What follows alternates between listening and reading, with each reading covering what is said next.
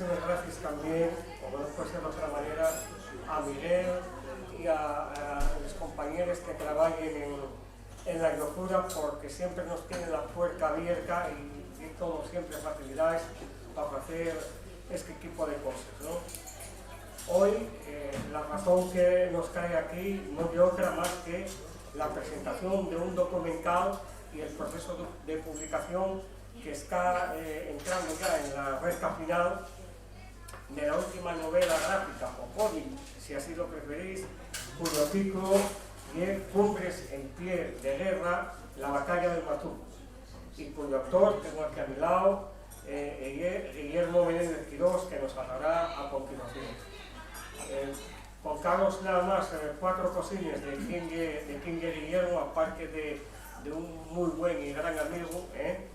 ¿Quién es Guillermo? Os decía, bueno, pues Guillermo nació en La Felguera en 1994, La Felguera, que por otra parte ya sabéis que fue históricamente un bastión del anarquismo y del anarcosindicalismo en las 3 primeras décadas del siglo pasado, y estoy convencido de que eso y otras razones pesen bastante en el devenir de la obra de Guillermo, ¿no?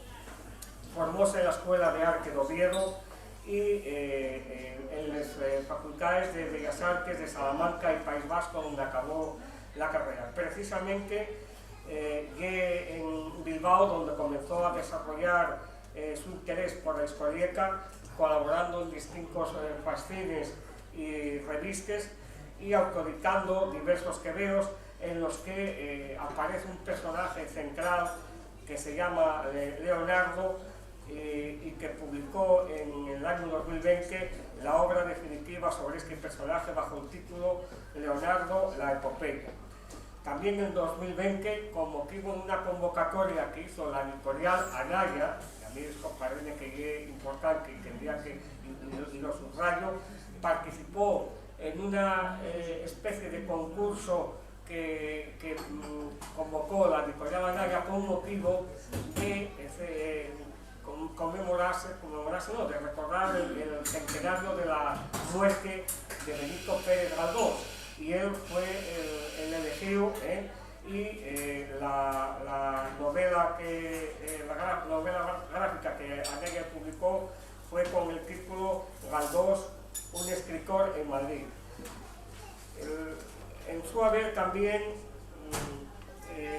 están en haber ya hecho exposiciones de la obra en distintos lugares, en distintas ciudades del Estado español y en México.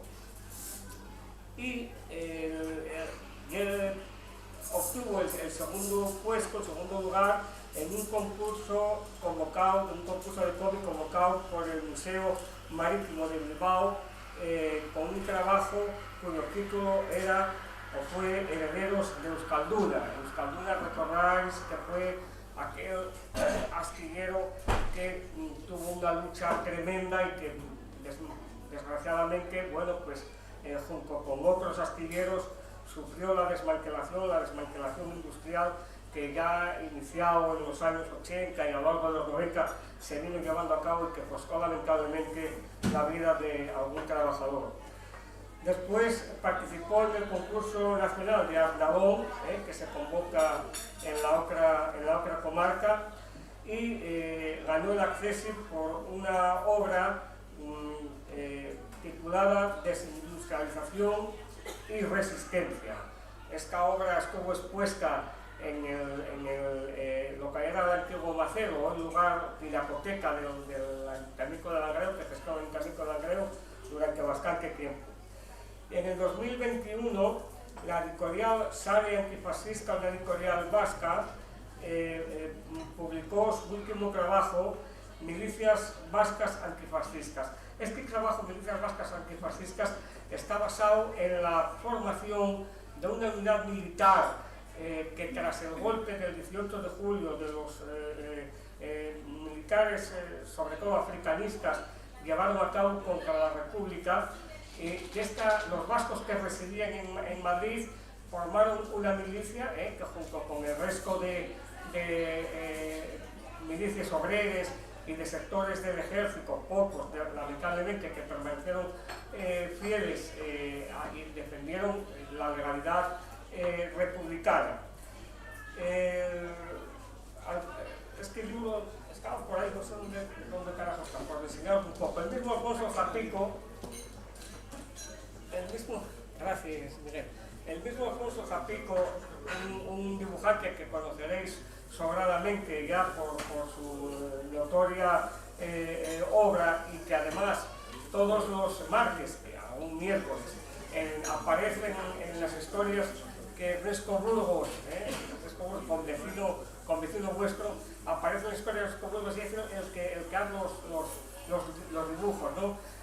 Bueno, pues decía que Alfonso Zapico, en la parte en la contraportada, hace un elogio notable a la labor que Guillermo realizó con este libro, ¿no?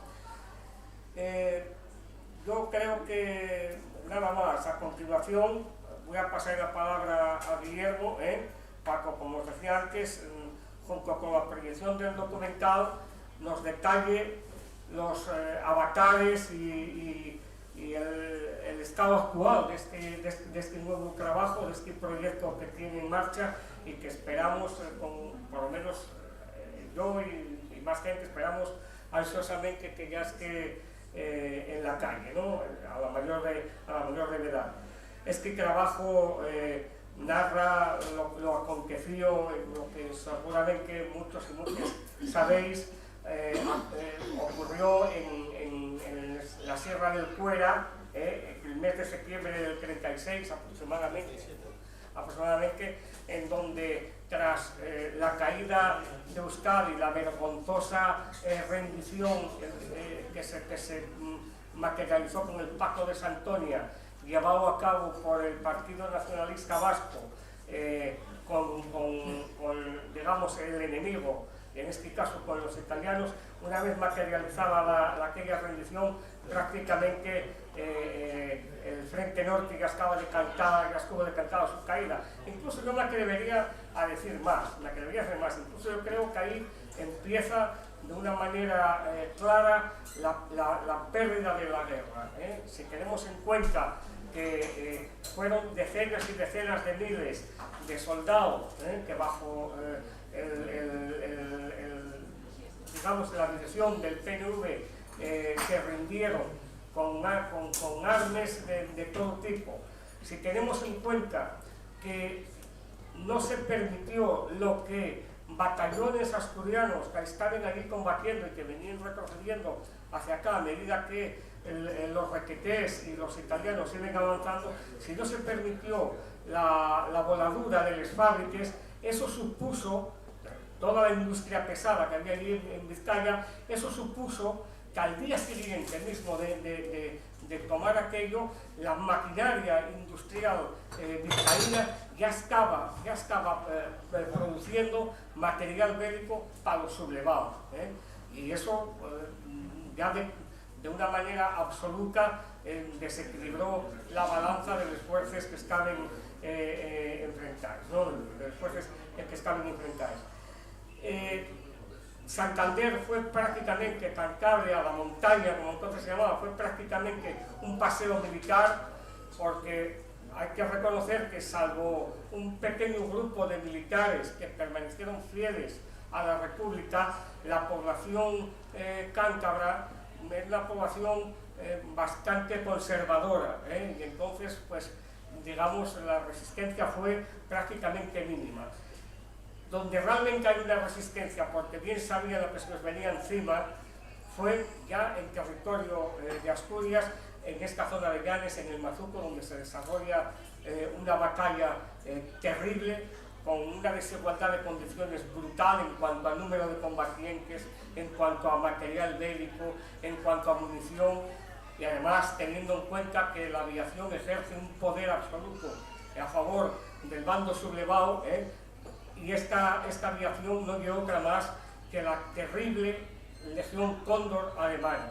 De todo esto va a hablarnos Guillermo, del proyecto que está en marcha, y espero que os animéis y que apoyéis de alguna manera esta nueva obra que Guillermo pues, nos va a poner entre las manos, espero y deseo, como decía antes, no tardando mucho. Gracias.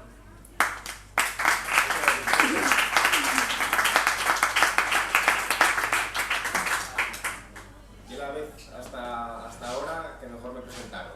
Muchas gracias. Bueno, muchas gracias a toda la gente que vinisteis a la charla. Gracias a la Yocura por la oportunidad. Y bueno, antes de empezar a hablaros de la novela gráfica, que bien del tema que estoy tratando y de la investigación que lleve a cabo, que bien presentó Higinio, prestaríame para poneros un poco en contexto y mostraros un trocín de lo que del guión, pues leemos un cacho del mismo, ¿no? Entonces, esto que os voy a leer es sencillamente una pequeña reflexión que el protagonista escribe, ya que la novela, a pesar de tener diálogos y ser una acción constante en el frente, visto desde la perspectiva de uno de sus protagonistas, de una de las personas que lo vivieron allí, también se mezcla con estas reflexiones que el personaje principal, digamos, escribe, ¿no? Y también quería apuntar que, aunque esto esté en castellano, el lenguaje que yo utilizo en el guión es, bueno, pues un asturiano, el que hablamos todos, ¿no? Un asturiano mestao, de una manera realista. Los asturianos hablan así, los peruanos de la Cuenca hablan como se hablaba, los asturianos del Oriente de la misma forma, los gallegos en gallego de andar por casa, como se podría decir, y los vascos pues por el mismo enfoque, ¿no? Paso a leeros este trocito. ¿Qué hago yo aquí? Llevo 3 años echando partidas a cara o cruz con la muerte, y ya no entiendo por qué siempre me sale cara. Si no me termina costando la vida, ¿cuánto más tendré que pagarle a esta puta guerra? Es imposible conseguir lo que buscamos, la utopía por la que damos la vida. La defendemos con uñas y dientes sin saber a ciencia cierta si somos los verdaderos adalides. ¿Está lo que buscamos aquí arriba? ¿O aquí arriba no hay nada en realidad? No cabe duda de que ninguno de nosotros hubiese ido tan lejos de no ser por la guerra. ¿Quién querría quedarse en estas cumbres, aun habiendo arriesgado todo por conservarlas? Lo que viene a continuación de este cachín, por hacer también un contraste, y la perspectiva de un pastor que efectivamente sí querría quedarse en esas cumbres porque son su hogar, y no deja de ser un indígena de la Sierra de Cuera. El enfoque que yo doy, a pesar de ser hechos bélicos y el contexto relevante por la relevancia histórica, política y bélica, no deja de ser también un relato humanista, donde no solamente hablo de las personas que están en el frente sufriendo esa situación apocalíptica, sino también pues, hablando de los civiles y de los habitantes de este trozo de Asturias, ¿no? Bueno, por el contexto ya os lo explicó Higinio muy bien, entonces esta parte puedo saltármela, ¿no? Después de tras el aislamiento del Frente Norte en la guerra civil, había una franja que, pues, por si algunos estáis puestos en lo que fue la guerra civil, el Frente Norte estaba aislado del resto de la República, y el avance de los tropes franquistas empezó en Euskadi y terminó en Asturias, ¿no? Entonces, esta historia se contextualiza en el oriente de Asturias, en lo que viene a ser la Sierra de Cuera, el concejo sobre todo de Llanes y el pueblo del Mazuco, ¿no? Después de contextualizamos un poquitín con esto, quería hablaros de qué es la batalla del Mazuco, ¿no? O cómo llegó a mí qué era la batalla del Mazuco. En el imaginario colectivo, pues fue la resistencia muchas veces se repiten estas cifras de 6.000 contra 33.000, ¿no? Al rodeo del pueblo del Mazucu, en esas montañas de la Sierra de Cuera. La duración de estos enfrentamientos fue de 20 días, y bueno, fue algo totalmente inesperado por lo que mencionamos anteriormente, ¿no? Porque las derrotas se seguían una tras otra y nadie daba un duro porque fuera a darse una resistencia como la que se dio, y una reorganización de un ejército totalmente deshecho una vez pasadas las fronteras a Asturias, porque tal como dijo Higinio, los luchadores asturianos y la gente de esta tierra sabían bien lo que les iba a caer encima con la represión, ya que habían vivido 2 años antes o 3 años antes lo que había sido octubre del 34, ¿no? Entonces, por cuestiones como estas, se da esta resistencia inesperada en territorio asturiano. Esto que os comentaba antes de los 8.000, de los 6.000 contra los 33.000, y el término acuñado de las Termópilas asturianas, aunque está bien para representar de una manera que todos podemos entender a simple vista lo que fueron aquellos acontecimientos y lo que fue la desproporción de fuerzas, no deja de ser realmente parte del mito, ya que hasta en la época en que de Blas y estos autores escribían, apenas tenían acceso a los archivos y a las fuentes primarias, ¿no? No obstante, como digo, está bien para explicar que factores como la superioridad aérea de los franquistas con la ayuda de la Legión Cóndor, el aislamiento total del territorio del resto de la República, la desmoralización de un ejército que pensaba que ya estaba todo terminado, y la gran superioridad militar del ejército franquista, de las unidades navarras, frente a unas fuerzas que no dejaban de ser un ejército popular que apenas tenía mandos militares, pues bueno, viene a decir lo mismo que lo que representa el 6.000 contra 33.000, ¿no? Voy a volver a poner esto como estaba. Y bueno, lo que fue mi acercamiento a esta historia, bien no solo por el contexto familiar, por mi contexto más cercano de historias que oí toda mi vida en la cuenca de la batalla del Mazucu, la dureza de sus enfrentamientos, los bombardeos de la Legión Cóndor, etc. Pues mi acercamiento fue por ahí, pero hay otro componente bastante importante, que yo tengo una estrecha relación con el territorio del oriente de Asturias. Desde niño fui por allí, y el saber que tanta gente de la cuenca había estado en aquellas montañas luchando siempre fue algo que me llamó mucho la atención, ¿no? Y esto sumado a visitar junto con mi pa vestigios de la guerra, trincheres, fortificaciones, que está todo aquello plagado desde la costa hasta los picos de Europa, y además de esto, las historias de los paisanos de los pueblos que me contaban todos estos hechos, pues fue algo que no hizo más que alimentar en mi interés, ¿no? Pero sin embargo, es verdad que había algo que, bueno, yo veía que esa historia tenía mucho potencial, me apetecía mucho meterme en ella, saber más y conocerlo al dedillo, ¿no? Y algunas de las historias que me contaban ya pasáis hasta incluso una generación de por medio, ¿no? Pues veía que de alguna manera estaban adulteradas, y tenía ganas de, oye, pues de que no me contaran una película que al final tenía en algunas ocasiones como componentes que recordaba de películas de Hollywood, ¿no? Y que parecía que estuvieran mezcladas con los hechos, con la memoria oral que esta gente hubiera escuchado, ¿no? Y bueno, poder saber de verdad lo que había pasado, ¿no?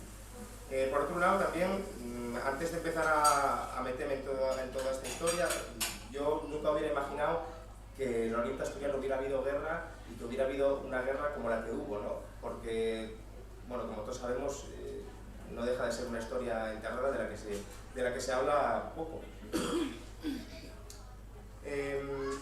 Cuando decidí saber más y adentrarme, pues tal como mencioné antes, me encontré con autores como De Blas y luego también me encontré con autores como Luis Aurelio, que Luis Aurelio hizo un gran trabajo porque recogió toda la historiografía que había en torno al tema y hizo La batalla de Oriente de Asturias, que es un muy buen libro con el que podrá hacerse una idea de lo que fueron esos acontecimientos. Pero sin embargo, como mencioné antes, el fallo que se podría decir que tiene este trabajo, tanto el de Blas como el de Luis Aurelio, sin intención de menospreciarlo, ya que no tenían acceso a los archivos, a las fuentes principales, ¿no? Entonces, bueno, una vez habiendo contado con esta parte de la documentación, tocóme también hacer trabajo de campo, no solamente el haber conocido lugares concretos que hubiera visitado con mi padre, sino ir a los puntos neurálgicos donde se había desarrollado la batalla del Mazucu, visitar esos trincheres, conocer lo que era el terreno concreto donde habían tenido lugar los acontecimientos, ¿no? E imaginarlo metido allí, ¿no? Bueno, lo que descubrí, esto gústame introducirlo con una frase que me dijo un profesor de historia que nunca se me olvidará, ¿no? Cuando yo ya estaba interesado por estos temas en el instituto, él decía, la historia no son los tiros, la historia son por qué se pegaron los tiros, ¿no? Entonces tú tienes que ir a eso, y realmente encontréme con que el contexto si no más tan interesante como lo que viene a ser la propia batalla, el propio conflicto, las propias luchas en sí, ¿no? Entonces, bueno, encontréme con cosas que obviamente muchos conoceréis, pero que si yo bien había oído hablar de ello alguna vez, no lo tenía tan interiorizado. Encontréme con la historia del Gobiernín, el Consejo de Asturias y León, que se conformó en Asturias, pues dado el aislamiento total, tanto por mar, como por tierra, como por aire, que tenía la región, ¿no? Este gobierno estaba conformado por diversas personalidades de la política y del sindicalismo asturiano, y presidido por Belarmino Tomás, que era un dirigente obrero que ya hubiera tenido un papel muy relevante en el 34, ¿no? Y a raíz de esto, una de las cosas que más me llamaron la atención del Gobiernín, del Consejo de Asturias y León, fue el tema de que aquí se imprimió una moneda propia, ¿no? Se imprimieron los belarminos, tomaban el nombre del presidente del Consejo. Y una anécdota curiosa, no la sé citar al pie de la letra, pero bueno, hay una expresión que dice: Belarmino Tomás, si no tienes pa' y más, ¿no? No sé si la cité tal cual, pero al parecer, bueno, iba dando ya la manivela y se acababa belarminos y billetes por un tubo, y creó incluso inflación, ¿no? Entonces, bueno, yo estuve detrás de estos belarminos porque, como creador gráfico, obviamente para mí es muy interesante poder ver los diseños de estos billetes, y hasta que fue más o menos un par de meses, hablando con mi mamá, dijo: yo tengo unos billetes por ahí por casa de tu bisabuela. Y digo: hostia, mira, a ver, no vayan a ser belarminos y tengamos un tesoro en casa, que yo llevo buscándolos bastante tiempo. Y dijo: bueno, voy a mirar. Y efectivamente, cuando me los dio, pues teníamos una colección casi completa de belarminos en casa, que yo ni lo conocía, y una de las cosas que os traigo para que lo podáis ver. Otra de las curiosidades de este contexto que fui descubriendo con la documentación y demás fue el tema de los refugiados. A mí no me entraba en la cabeza el hecho de que aquí en Asturias, ¿cómo puede ser desconocido, ¿no? El hecho de que en la guerra Asturias acogió a 100.000 refugiados que sobre todo entraron por la frontera oriental, por Unquera, ¿no? por la frontera con Cantabria. Esto obviamente contribuyó a desestabilizar la ya poco estable situación del Consejo y de Asturias. Y bueno, en otra charla que di, tuve la suerte de poder hablar con un paisano que, bueno, pues que me dijo que esta era su historia familiar, ¿no? Sus orígenes estaban en Cantabria y sus abuelos habían migrado con la guerra y bueno, pues la historia de su familia y la suya propia se vio marcada de por vida por la guerra, ¿no? Por la guerra que ya pasó hace 85 años y que bueno, pues que obviamente todavía sigue teniendo un reflejo claro en nuestra sociedad y en nuestra historia contemporánea. Otra cosa que a mí me chocó, contrastando lo que era mi imaginario personal de lo que era la batalla del Mazuco, fue el tema de la organización del ejército asturiano. Yo, pues, probablemente influenciado por el tema de que, bueno, por el hecho de que en Asturias hablase quizás o más de la posguerra que de la propia guerra civil, porque, bueno, por razones obvias, aquí fueron muy importantes los fugados y la organización que tuvieron respecto al resto de la península, pero claro, de la guerra civil más bien hay menos que del resto de la península, en todo lo que hay el frente norte, ¿no? Y entonces una de las cosas que me impactó, que luego pondré unas fotografías, y cómo estaba organizado el ejército asturiano. Yo imaginábame que la batalla del Mazuco habían sido unos escaramuces entre 4 paisanos que estaban allí encaramados en los roques y estaban esperando para disparar al paso al ejército también organizado que venía del oriente, pero nada más lejos de la realidad, ¿no? Porque realmente, a pesar de, como dije antes, ser organizaciones basadas en las organizaciones previas a la guerra, políticas y sindicales, pues era una organización bastante sólida, ¿no? Donde incluso lucían elementos distintivos como el gorrillo asturiano, que luego les enseñaré en las fotografías, y diversas cuestiones del tipo, ¿no? Más militar. Bueno, del Pacto de Santoña ya Higinio nos dio les pincelaes y bueno, no deja de ser una parte muy importante del contexto, ya que pero bueno, me da pie a hablar de otro tema que a mí me pareció muy interesante y que de hecho utilizo un poco como hilo conductor dentro de lo que es el relato, ¿no? Que es el tema del Pacto de Santoña, de la traición, del sentimiento de haber sido traicionados que tienen los asturianos, un sentimiento muy comprensible, dada la rendición de todo el ejército, bueno, del Escudo Udarostea, de las milicias, bueno, del ejército del PNV, del Partido Nacionalista Vasco, que dejaron Asturias a su suerte una vez abandonadas las fronteras del País Vasco. Ya no, pues su sentimiento nacionalista ya no los comprometía a seguir luchando, ¿no? Y obviamente los asturianos que habían dado la vida bueno, los que habían dado la vida y los compañeros y demás que habían dado la vida en territorio vasco, obviamente esto no les sentó nada bien, ¿no? Y bueno, yo hablo de un término que puede resultar a unos más apropiado que a otros, que es el de xenofobia, ¿no?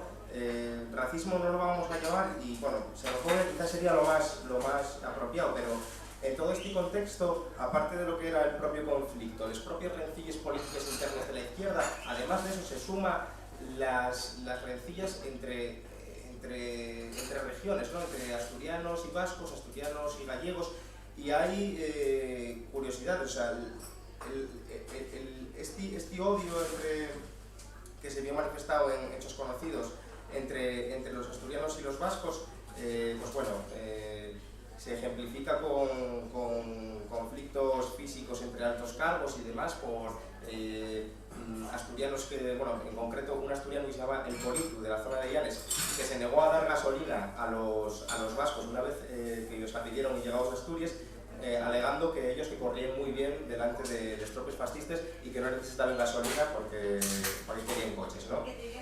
Y luego, hablando del conflicto con los gallegos, pues bueno, esto también desde el principio de la guerra, desde el 36, las columnas gallegues estaban asaltando Asturias desde el occidente, y bueno, pues la imagen que podían tener los gallegos en Asturias tampoco sería la mejor, ¿no? Entonces, una curiosidad que se dio, que también descubrí en base a documentarme, fue el tema de la conformación de unas milicias antifascistas gallegues, conformadas principalmente por anarquistas que lograron salir de Galicia por barco y llegar a Asturias y conformar, pues ya os digo, el batallón Galicia. Un batallón que tenía pues este sentido quizá también, sí, propagandístico, para bueno, pues demostrar que no todos los gallegos eran centollos, ni que no todos los gallegos eran afines a la sublevación. Aparte de esto, bueno, pues comentar un poco lo que también comentamos antes. Como os dije, el ejército asturiano llegaba terriblemente desmoralizado bueno, el ejército asturiano, gallegos, cántabros y todos los retales del resto de bueno, pequeños ejércitos del norte, llegaban terriblemente desmoralizados. Y lo sorprendente de esta historia, donde está realmente el núcleo de esta historia, y en este hecho, en el hecho de que aquí se lograron reorganizar y conformar una resistencia, como dije antes, inesperada, ¿no? Para contextualizarnos también un poco y mostraros por qué se decidió resistir en el Oriente, tengo un pedacín de un vídeo, un mapa, va sin audio, de un pedacín de mapa. Bueno, aquí tenéis el macizo de los picos de Europa, ¿no? Esto sería la Sierra de Cuera, que algunos lo consideran el primer escalón de picos de Europa. Aquí tendríamos Llanes y aquí tendríamos Unquera. Todo esto y el río Deva y la frontera oriental con Cantabria.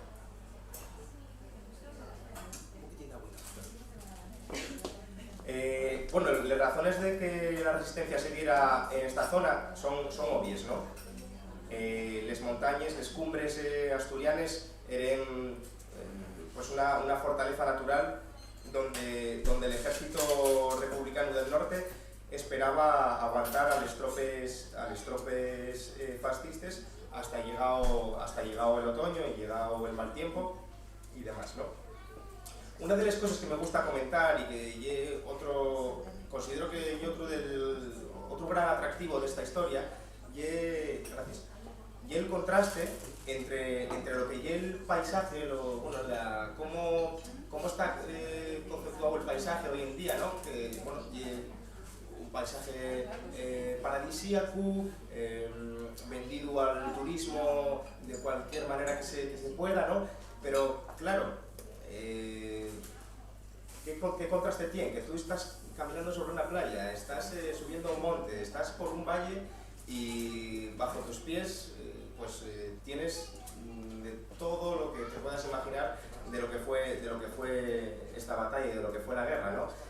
Y bueno, gústame también pensar en el contraste de que en aquellos años obviamente el paisaje no hubiera cambiado apenas, sería el mismo y sería igual de precioso, y aún así pues imaginarse gráficamente el choque entre un paisaje paradisíaco y una guerra tan cruel, pues me parece un atractivo más de esta historia, ¿no?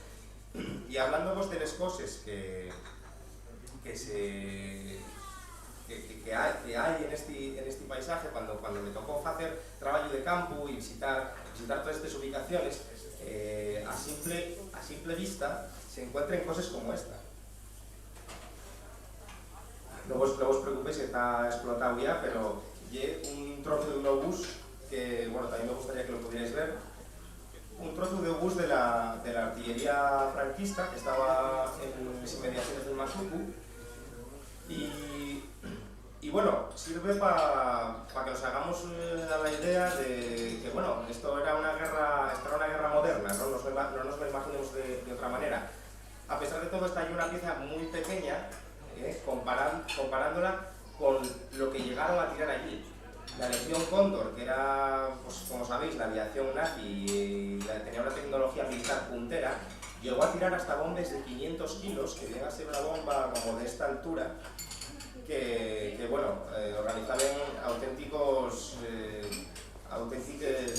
destrozos, ¿no? en la zona. Y de hecho luego os pondré una foto del cráter que deja este tipo de bomba.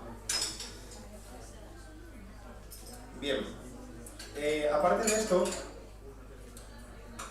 voy a enseñaros otro mapa que tuve que hacer para aunar toda esta documentación que fui haciendo, ¿no?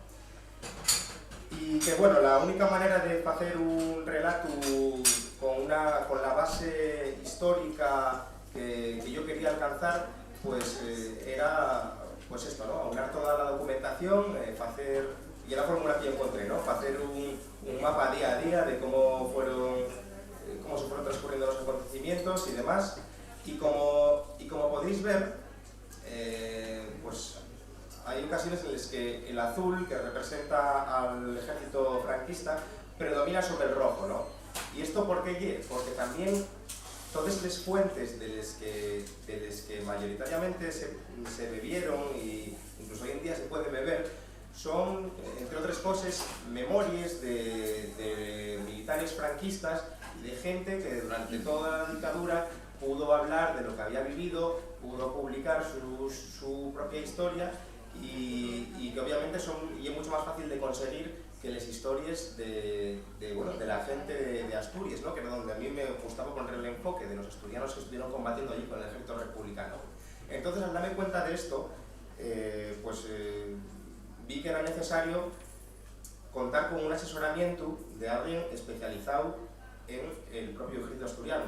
Y en este punto tuve la suerte de encontrarme con Luis Miguel Cuervo, que, bueno, un investigador que lleva la investigación histórica al dedillo y bebe de fuentes, y realmente tiene un trabajo gigante hecho sobre lo que fue el ejército asturiano en la guerra civil. Y de hecho tiene escritas hasta 6.000 páginas de lo que fue la guerra en el norte y sobre todo en Asturias. Pero bueno, hay una publicación que por la extensión tan masiva que tiene, todavía no logró quien lo publicara. No obstante, los conocimientos que él maneja son de los que yo puedo beber, y además de ir a los propios archivos, a las propias fuentes, otra gran suerte de poder contar con él, y que en los 70, cuando esta gente todavía tenía la memoria fresca, entrevistó a 200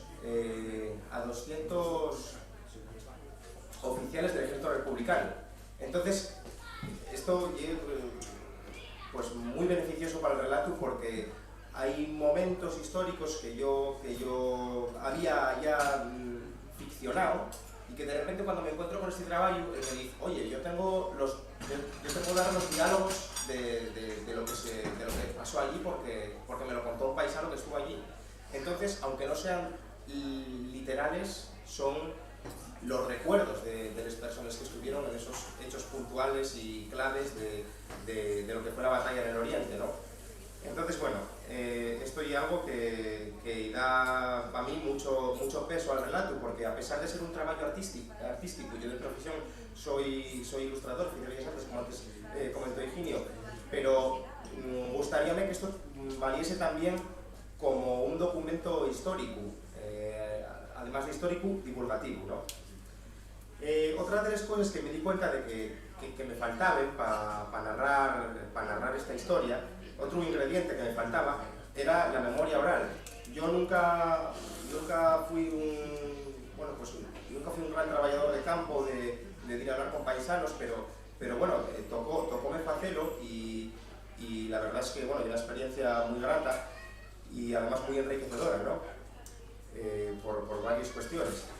Pero rescaté una historia que me parece de destacar. Cuando estuve en el pueblo de Mazucu, conocí a Joao Pamieva, el gaitero, que muchos lo conoceréis, supongo. Él es vecino allí del Mazucu, y bueno, esta historia, y en parte también la historia familiar, ¿no? Y contóme una historia sobre una vecina del pueblo que se llamara Yonides, y voy a intentar contarla más o menos como él me la contó, ¿no? Esto ya era que un día de septiembre, con relativo buen tiempo, sol y demás, pues unos soldados del ejército republicano estaban en las inmediaciones del pueblo, en el valle, descansando. Entonces, bueno, esta mujer, Yonides, pasó por allí, ya los conocería de toda la estancia de estos soldados en el pueblo, y pusiéramos que estuvo hablando con ellos lo que fuera, y tiró en dirección a donde está el frente de la tornería, ¿no? al lado del pueblo de Mazuku. Y a tender unos vaques, y cuando estaba por el camino, pues encontróse con que estaban viniendo en dirección contraria pues tropes de requetés, tropes franquistas. Entonces esta mujer al velo dio la vuelta rápidamente y fue a avisar a estos soldados que estaban tomando el sol allí descansando. Obviamente nadie se había enterado de que el frente se hubiera roto y ya estaban allí el enemigo, ¿no? Al avisarlos lo que logró fue salvar la vida de unas decenas de personas que pudieron tirar al monte. Y cuando los soldados franquistas llegaron hasta donde estaba Ioannides, pues suponiendo que ya se hubieran percatado de lo que ella había hecho o la hubieran hecho hablar, eso no lo sabremos, pues pegaron un tiro y allí sigue enterrada en las inmediaciones, y como Ioannides obviamente tantes, y bueno, pues me parece un ejemplo que no puede faltar en esta historia. Al final estamos hablando de hechos bélicos, pero bueno, para mí la historia de Ioannides y la de una heroína que salvó vidas sin necesidad de quitar ninguna, incluso entregando la suya propia, ¿no? Entonces, bueno, después de este micro relato, voy a enseñaros una pequeña selección de fotografías que me parecieron relevantes y que me dan pie a hablar de algunas cosillas también, ¿no? Bueno, estoy allí mismo arriba, en Peñablanca, que está encima del pueblo de Mazuku, y bueno, pues en esta peña, a 1200 metros de altura, se dieron los últimos enfrentamientos, la última resistencia de la Sierra de Cuera, ¿no?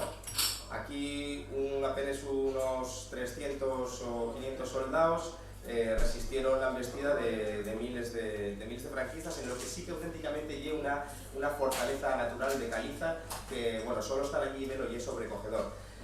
De hecho, en esta semana que aguantaron estas personas allí en Calomaos, pues llegó a Nevallos, ¿no? Y hoy en día todavía quedan vestigios como este, que hay un refugio que ellos mismos construyen para refugiarse no solo del clima, sino también de los bombardeos de la aviación, ¿no? Pero bueno, nos da un poquitín, nos ayuda a imaginarnos las condiciones en las que estas personas estaban ahí arriba, ¿no? Bueno, esta foto, esta foto es una foto de las tropas, de las brigadas de Navarra, de los requetés, los carlistas, ¿no? Esto que tenemos aquí, este detalle, que lleva un Cristo, y algo que para mí me resultó muy curioso cuando me hablaron de la utilidad de este utensilio, de este estandarte, ¿no? Llevábanlo al frente de batalla y en el mismo frente, en los avances de las tropas y demás, había un paisano encargado de llevarlo, y la utilidad que tenía era ponerlo enfrente de los ojos a la persona que acababan de herir o que se iba a morir para que muriera viendo a Cristo, ¿no? Entonces, bueno, esto nos habla un poco del fervor religioso con el que esta gente combatía, ¿no? Y nos da un poquitín a la idea de la crudeza de los enfrentamientos. Esta foto que tenemos aquí está sacada en las inmediaciones del Mazuku, en lo que era el puesto de observación de la Legión Cóndor, que si antes no lo mencioné, luego se mencionará en el vídeo que pongo. La Legión Cóndor estableció su puesto de mando en el aeródromo de Cue, que está en las inmediaciones de la villa de Llanes. Hoy en día hay un campo de golf, ¿no? Y tenían, la gente que estaba en el Mazuku, en los trincheres, veían cómo despegaba el enemigo, cómo se acercaba, cómo soltaba las bombas, cómo daba la vuelta y cómo aterrizaba. Entonces imaginamos el factor de terror psicológico que tenía que sumar eso a toda la situación. Este que tenemos aquí, Jerry Stoffen, que luego fue cabeza de la Luftwaffe, de la aviación nazi en la Segunda Guerra Mundial. Entonces, bueno, como veis, hubo grandes personalidades aquí en Asturias. Esto que os había comentado antes y el efecto de una bomba de 500 kilos en Gijón.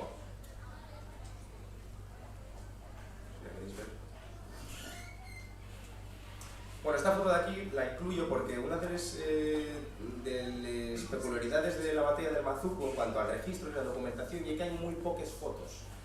Y es muy difícil encontrar fotos de la batalla del Mazuku, pero en todo el proceso de documentación encontramos algunas cosas muy buenas como esta. Esto es el propio pueblo del Mazucu, esto es Peña Blanca, de la que os hablé antes, donde estaba el refugio y la bomba. Y aquí en primer plano tenemos a seguramente un oficial del ejército franquista. El pueblo está prácticamente intacto y si no lo conocéis os recomiendo visitarlo porque la verdad es que es un pueblo, es una preciosidad del pueblo, es el pueblo más alto de Llanes. Esto que tenemos aquí son unas fotos de la cueva de Caldueñín. En esta cueva se cocinaba para todos los combatientes que había en la zona, que podían llegar a ser miles de personas, y además se llegaron a refugiar aquí hasta 300 civiles. Civiles, que también me parece otra peculiaridad comentar esto, que yo otro ingrediente importante del relato, civiles que pertenecían a la franja costera de las inmediaciones de la villa de Llanes y que pasaban el verano en la Braña con el ganado, en la Sierra de Cuera y bueno, pues la zona del Mazucu, ¿no? Como sabían que llegaba la guerra, decidieron quedarse arriba en la Braña y no bajar a los pueblos para evitar los enfrentamientos. Pero claro, para nada se esperaban de que todo lo gordo del conflicto los iba a pillar en las propias montañas, ¿no? Pero bueno, cuando el frente se fue aproximando, lo que iba haciendo el ejército republicano era retirar a los civiles de las brañas y demás, y por eso en esta cueva llegaron a haber refugiados hasta 300 personas, como os digo. Fijaos como oye, que yo esto nos gustaría comprobarlo y salir de dudas, ¿no? Pero cuando fuimos a visitar la cueva y hacer fotos del antes y el después y demás, nos encontramos con que una de las paredes, donde además coincide que yo donde estaban ubicadas las cocines, que veis aquí, las cocines portátiles de leña, esa pared sigue llena de hollín entera, incluso pasa el dedo y está grasoso. Bueno, no sé si 85 años son demasiado para que esa huella siga allí, pero si no, da el pego totalmente. Aquí tenemos, esta foto da pie a hablar de dos de los grandes protagonistas de la batalla del Mazucu. Aquí tenemos con toda seguridad a Fernández Ladreda, que bueno, de hecho lo tenemos aquí también, como veis era un tío rudo, un tío con buena pose, de hecho en todas las fotos sale así. Y bueno, Fernández Ladreda era de Soto de Ribera, era comunista, e Higinio Carrocera era de Langreo, de Barros, y era anarcosindicalista. Entre ellos, a pesar de que históricamente los comunistas y los anarquistas bueno, pues, tuvieron siempre rencillas por temas ideológicos, ¿no? Pues siempre se dice de ellos dos que dejaban eso aparte y tenían una relación excelente, y gracias a, entre otras cosas, a la relación que ellos mantuvieron y la relación entre las dos brigadas que mandaron, se posibilitó el que la resistencia en el Mazucu fuese fructífera, ¿no? Esta otra foto, probablemente sí que tenemos aquí, sea Fermín López Naves, que si no me equivoco fue concejal de Mieres. Y seguramente esto, la verdad es que está en manos ahora mismo de la Fundación José Barreiro para que lo contrasten y den veracidad al asunto, pero por la brigada en la que se saca la fotografía y por el rango de esta persona, pues con toda seguridad sea él, ¿no? Y de hecho esta sería una de las pocas fotografías que tendríamos del ejército republicano desplegándose o desplegado en el Mazucu, ¿no? Porque en el reverso pone que está hecha en el Mazucu. Bueno, esto sirve para ilustrar lo que os decía antes de la organización del ejército asturiano. No era lo que yo imaginaba. Como veis, una de las cosas distintivas en cuanto a uniforme era este gorrillo que sale aquí, que de hecho sale también en esta otra fotografía, como podéis ver. Esto solo se daba en Asturias y un rasgo característico de lo que era el propio ejército asturiano, ¿no? Esta fotografía está identificada como la Plaza del Parchís, en Gijón. Y bueno, y uno de los muchos desfiles que se dieron en aquellos tiempos en la capital republicana de Asturias, que era Gijón. Esta otra hay una foto muy guapa donde aparecen los milicianes. milicianes que al principio del conflicto estaban en igualdad de considerados de igual manera que los paisanos, ¿no?, del frente, y que poco a poco con el transcurrir de la guerra pues fueron relegados a labores de cocina y de enfermería, ¿no? Esta foto también me sirve para representar lo que os decía de que, bueno, que esto no era una guerra de escaramuces, que el ejército asturiano realmente también sabía hacer, también hacía las cosas bien, y bueno, pues había una organización mucho más sólida de lo que yo al menos me imaginaba, ¿no? Y unos medios que, si bien eran inferiores, se mire como se mire, no eran tampoco lo que yo tenía en mente en un principio. Esta fotografía sirve para enlazar con lo que os comentaba antes de las mujeres, ¿no? Como os digo, el gorrillo asturiano, característico de aquí únicamente, y un cartel hecho aquí, en Gijón, ¿no? Y bueno, y un cartel que se empezó a imprimir para desprestigiar a las mujeres cuando se decidió sacarles del frente, acusándoles básicamente de prostitutes, ¿no? Aquí pon que he aquí las 3 temibles balas que te amenazan tras el parapeto de la mujer galante. Te hieren con placer, pero envenenan tu cuerpo para siempre. Alerta. Es decir, estos son los argumentos que utilizaron dentro del ejército republicano para sacar a la mujer del frente. No obstante, esta foto siguiente sirve para también ilustrar un tema que me pareció muy llamativo y del que me habló este hombre, Luis Miguel Cuervo, y era del hecho de que, a pesar de que se hubieran dado todos estos casos de sacar las mujeres del frente, quitarles los fusiles, relegarles a labores de cocina y de enfermería, sí que hay casos que él tiene constatados de mujeres que, a pesar de que continuaron oficialmente como cocineros o enfermeros, mantuvieron el rango que tenían al principio de la guerra. Esta que tenemos aquí en el medio tiene los galones de teniente. Y según él me dijo, estos casos se daban sobre todo en milicias anarquistas. Esto ya lo que él me comentó, ¿no? Y bueno, pues una de las peculiaridades de esta historia es que estas mujeres bien se camuflaban como paisanos, cortaban el pelo, intentaban pasar desapercibidos y tal, pero seguían haciendo labores de oficiales, aunque cobraban como cocineros o como enfermeros. Esta foto de aquí es del aeródromo de Cuet, del que os mencioné antes, del que os hablé antes, que está en las inmediaciones de Llanes, donde tenía la base de operaciones de la Legión Cóndor. Este edificio que se ve aquí al fondo sigue allí todavía. Todo esto está transformado en un campo de golf. Y bueno, este avión, y un avión muy moderno para la época, un Messerschmitt, que entre otras cosas operaba por radio, a diferencia de los aviadores republicanos que se hacían series por el aire. Aquí uno que esfocicó, en la que aterrizaba, con lo mismo, las montañas del Cuera al fondo y demás. Y bueno, aquí tenemos a unos soldados de la Legión Cóndor que, bueno, aquí a España vinieron como voluntarios, y viendo estas fotografías casi podría entenderse que estaban prácticamente pues, de vacaciones, ¿no? Por la mañana tiraban bombes y por la tarde se bañaban en el splay, y tengo miedo de que hubieran inventado ellos el turismo de Llanes, ¿no?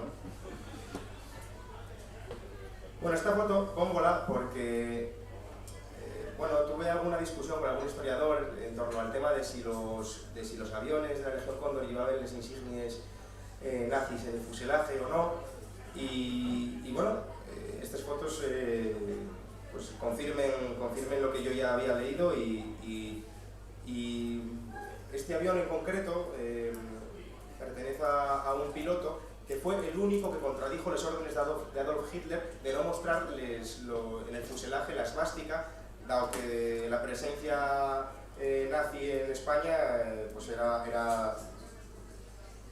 pretendía ser de incógnito, ¿no? Aquí lo tenéis también, esfocicado. Y bueno, sirve todo esto para mostraros un poquitín el proceso de documentación que yo utilizo, que siempre intento ser lo más riguroso posible, para luego hacer ya las ilustraciones y el trabajo gráfico, ¿no? A partir de este avión, y cuando lo retraté aquí, sencillamente, ¿no? en lo que podría ser un combate en la Sierra de Cuera o Peñablanca. Bueno, como ya os di toda la lección esta de historia, pues ahora prestadme a hablar un poquitín de cómo faigo yo, un poco por encima, cómo faigo el trabajo, ¿no?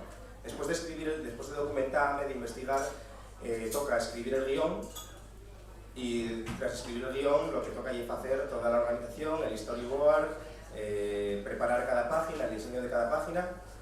Y bueno, después pues por enseñaros un poquitín un vídeo del proceso de dibujo y de entintado, pues traigo aquí un par de ejemplos.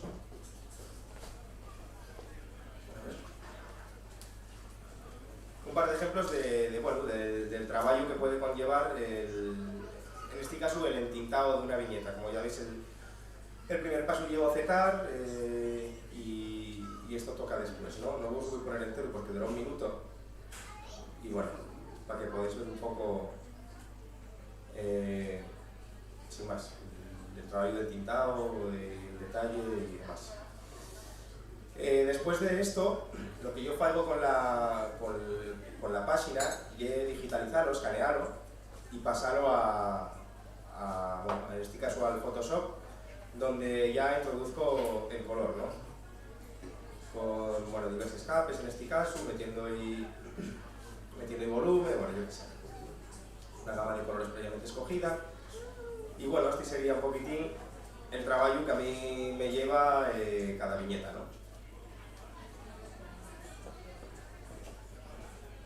Bueno, y un vídeo un poco frenético, pero vos partís la idea, ya no va a falta que os ponga el puntero. Y nada, dicho esto, lo que me gustaría ahora es ponemos el vídeo presentación, que más o menos habla un poquitín de lo que hablé ahora, pero resumido en 4 minutinos, y que refleja el trabajo de campo que hicimos y cuando fuimos a grabar todas estas ubicaciones y demás, ¿no? Bueno, pues ahí vais, espero que lo disfrutéis.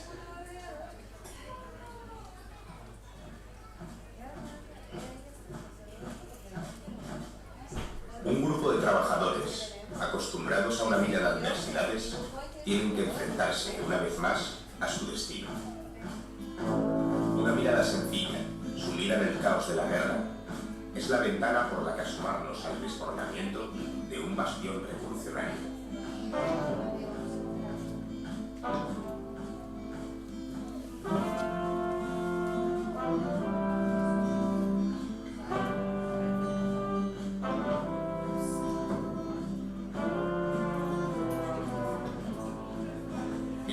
Sueño de emancipación del 34, la represión y la cárcel, la posterior libertad para volver a las armas, la caída de Euskadi, la retirada, el aislamiento total de Asturias.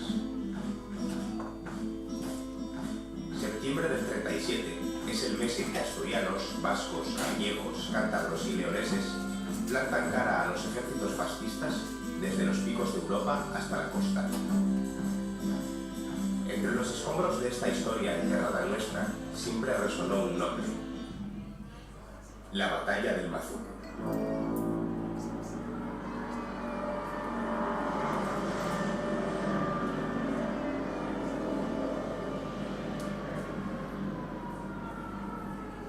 Con el paso de los años, el episodio se diluyó en la épica del mito, y de la resistencia de 6.000 frente a 33.000, nació el relato de las Termópilas asturianas. Pero la realidad siempre supera a la ficción.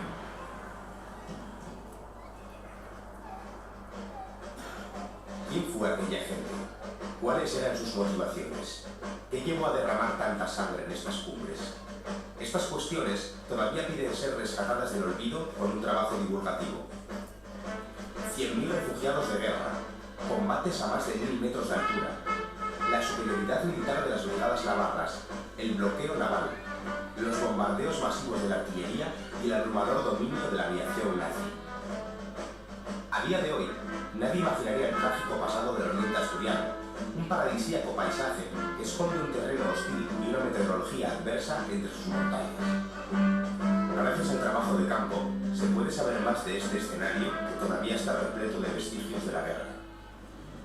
las supervivientes fortificaciones de la frontera oriental, el reconstruido puente de Unquera, testigo de la caravana de refugiados, la línea defensiva de la Cuesta Purón, todavía cementerio improvisado, los restos del aeródromo de Cuero, base de operaciones de la Legión Cóndor, las trincheras del puerto de la Tornería, el núcleo de los enfrentamientos, Peñablanca, último reducto de resistencia en la Sierra de Cuera, la cordillera que vertebra nuestro relato. Después de 2 años de documentación, investigación y escritura, las 200 páginas de guión ya están redactadas. Haber publicado otras novelas gráficas en la misma línea de trabajo me sirve como cimiento para divulgar este relato histórico a través del lenguaje de cómic. El proyecto, además de tratar los sucesos bélicos, aborda el contexto político del territorio e incluye memoria oral, microhistorias y retratos de la etnografía y el paisaje. Para invertir tiempo en transformar este guión en dibujo, necesitamos la colaboración de todas las personas a las que les gustaría ver el trabajo acabado. Ponemos a disposición del público una campaña de preventas con la que financiar la propuesta y que el resultado final pueda llegar a manos de todos sus mecenas y futuros lectores, cuyo papel aquí es tan imprescindible como el del autor o la pasión por democratizar la historia. ¿Los apoyas?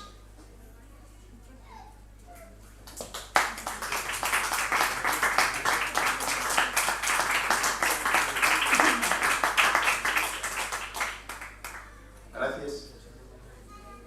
Bueno, nada, ya dicho todo esto, comentamos que, bueno, no lo comenté previo al vídeo, siempre me gusta especificar que hay una parte final como más promocional, porque en el momento en el que me encuentro ahora, después de haber hecho la investigación y la escritura, antes de meterme en la parte del dibujo, como se dice, pues estoy buscando financiación a través de patrocinios y a través de, entre otras cosas, un sistema de preventas, ¿no? Y les charles, pues una de las cosas por las que les hago y para poder recoger contactos de personas que estén interesadas en apoyar el proyecto y que quieran que yo os vaya enviando información y que yo os envíe el enlace en el momento en el que esté preparado. Nada, dicho esto, si tenéis alguna pregunta, luego os paso los fuelles para que os apuntéis. ¿Alguna preguntita? ¿Alguna cuestión? Sí, no sé. Si te hago te yo dos. Bueno. A ver, bueno, primero y luego... Venga, va. Yo tenía curiosidad porque estuve investigando y hablé con Luis Miguel Cuervo y un personaje clave en esta historia sobre el batallón de infantería de marina que estuvo ahí en Peñas Blancas. Fue más o menos los únicos profesionales que había en la época y en esa zona y los únicos militares que eran profesionales. El resto, como bien dijiste, eran milicias, pero escribía a todas las unidades de infantería de marina que hay en España buscando información y Dios me contestó. Hay muy poca... ¿Sabes algo sobre ese tema? Sí, ese tema yo también estoy intentando recabar siempre más información porque que esté publicado, igual se menciona un poco la salida de Santoña, del libro del pacto de Santoña de Cándalo y tal, pero es verdad que yo por ejemplo quiero saber cómo representarlos, cómo uniformarlos a la hora de hacer el dibujo y demás. Y bueno, lo que sí sé es que estaban ahí informados, que luego se fue uniendo gente en Asturias, también fueron usando desfiles y realmente es verdad que es un tema un poco misterioso el tema del batallón de infantes de Marina. Incluso hablo con algunos historiadores que lo confunden con otros batallones, piensen que no eran profesionales y demás. O sea, y un tema que está poco tratado y que luego en torno a lo que fue el enfrentamiento de Peñablanca y es clave, ¿no? Entonces habrá que seguir recabando donde se pueda y si no, pues quedarse con lo ficcionado. Gracias. Yo nada, ¿por qué no te presentes al concurso de cómic de Asturias? Esa es una. Y otra, ¿en qué plataforma tienes pensado hacer crowdfunding? Pues, bueno, primero, el tema del concurso de cómic en lengua asturiana, por un lado, lleva una extensión demasiado grande quizá para presentarse, aunque sí que bien podría imaginarlo con otras cosas, pero por un lado y esa una cuestión y por otra el requisito de hacerlo en lengua asturiana no me convencía. ¿Por qué? No, y porque no, de hecho tengo otro proyecto que presentaré este año al concurso, ¿no? Pero una de las cuestiones es el tema del lenguaje. A mí, otra de las curiosidades de esta historia y el tema de que se encontrasen allí asturianos, gallegos, vascos, que se encontrasen con civiles que hablaban la xíriga, que lle una jerga de tejeros del oriente de Asturias que bebe del euskera, y entonces para mostrar toda esta realidad y confluencia de diferentes maneras de diferentes lingües, pues interesábame el poder hacerlo con una perspectiva realista, que los asturianos hablasen sin ser asturiano académico, y que también pudiesen y también puede representar, como decía al principio, a gallegos y hablando un gallego que no fuese el académico, etcétera, ¿no? Esa yo creo que es la principal razón, ese requisito. ¿Y en qué plataforma? Ah, sí, perdón. Hay dos, como lo estoy de momento también hablando con diversas fundaciones, hay dos plataformas en las que seguramente se habrá publicado. Una es GoFundMe y otra es Berkami. Una de las dos será definitiva, cada una de sus ventajas. Berkami, lo que te puedo decir de ella es que te da 40 días, pero luego date prórrogas. Si estás a punto de lograr el objetivo, vale, igual te da 10 días más. Hay convenios que lucen los proyectos. Entonces, si no llegaste al límite que te propusiste, date fácilmente 10 días más. Creo que son 40 días. Sí, realmente son cosas de crowdfunding, que al final es una cosa que está muy al día, pero es verdad que consideré que con 40 días ya el proyecto tiene que haber llegado, tiene que haber alcanzado el éxito. Pero bueno, estamos estudiándolo todavía. Ya cuando esté, como todo se retrasa, pues se anunciará. Sí. Yo tenía una pregunta que me parece muy interesante, el tema que dices de lo lingüístico.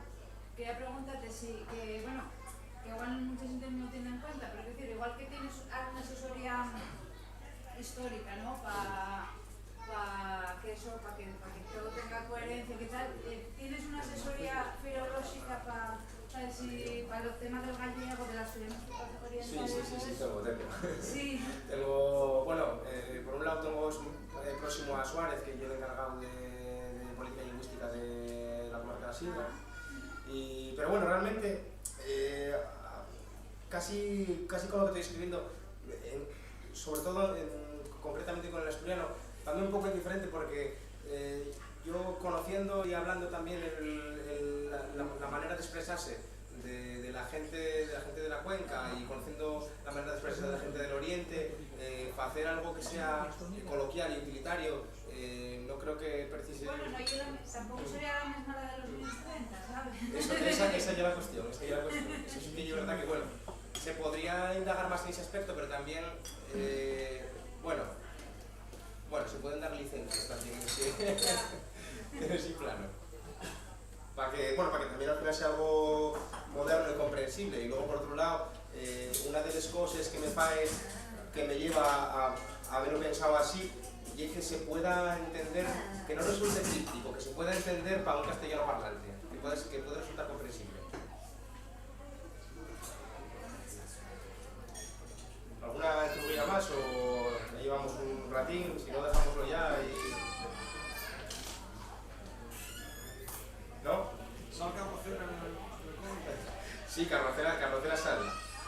Y él como salió antes aquí, ¿no? Y el protagonista histórico de los hechos, y no se puede contar el Mazuco sin Carrocera. Incluso al principio me planteé que él fuera el protagonista de los hechos, pero no me daba para tocar todo lo que yo quería tocar, poder hablar solo tras la figura de Carrocera. Y bueno, con esto yo creo que finalizamos, ¿no? Muchas gracias. Voy a dejaros a estos para que les vayáis pasando, y si quiere apuntar que se apunte.